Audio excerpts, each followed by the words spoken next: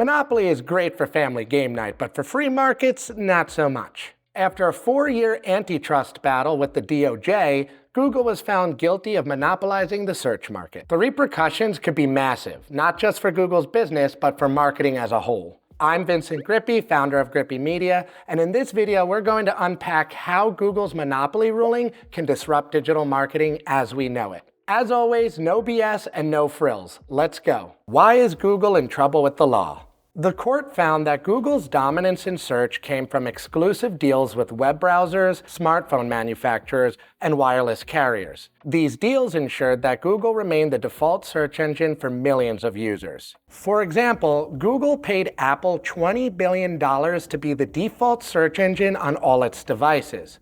As part of the deal, Apple was also receiving 36% of the search advertising revenue generated through its Safari browser.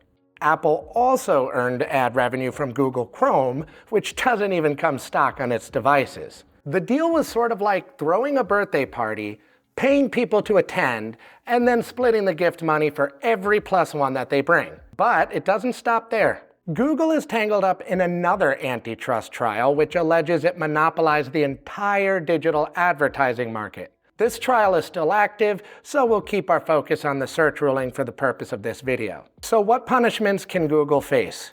Google's penalties aren't expected to be solidified until August of 2025. But here's what the DOJ is considering and what it could mean for marketers. Divestment of the Chrome browser. Chrome owns 66% of the browser market share. If Google is forced to sell Chrome, the way user data is collected can change significantly.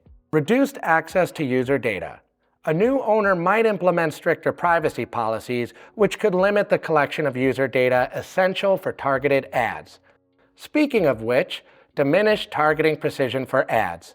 With less user data available, the effectiveness of personalized ad campaigns could decrease, necessitating broader and potentially less efficient marketing approaches. Last but not least, changes to ad standards. Changes in browser policies under new ownership might affect how ads are displayed or even blocked. Penalty number 2, prohibiting default search engine deals. Prohibiting these deals comes at a bad time for Google, as it sees increased competition in the search market from AI search engines and social media. This could mean a few things for marketers. Diversified SEO landscape. With less people using Google as their default, users will migrate to other platforms for search, including AI search engines like Perplexity and SearchGPT. This will require marketers to take a multi-channel approach to SEO. I did a great video on this, which you can find in the description. Diversification of paid search. As users explore other platforms for search, advertisers are going to need to spread their budgets across new channels. For example, TikTok has its own search ads now. But before you scoff, you should know that 64% of Gen Z and 49% of millennials use TikTok for search. User behavior shifts. Which platforms users turn to for search is just the tip of the iceberg. Marketers will have to figure out how and when these platforms are used to strategize effectively. Penalty number 3, letting websites choose how their content is used to train Google's AI.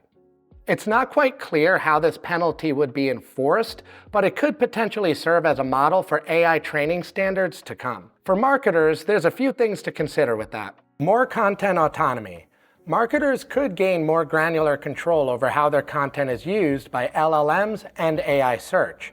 If this happens, it could change how we approach content marketing in the future. Protection of organic traffic. Marketers may need to evaluate whether appearing in AI search results is even worthwhile. With concerns that AI overviews and similar features reduce click-through rates to their sites, some may choose to prohibit their content from being used to train AI. New monetization opportunities.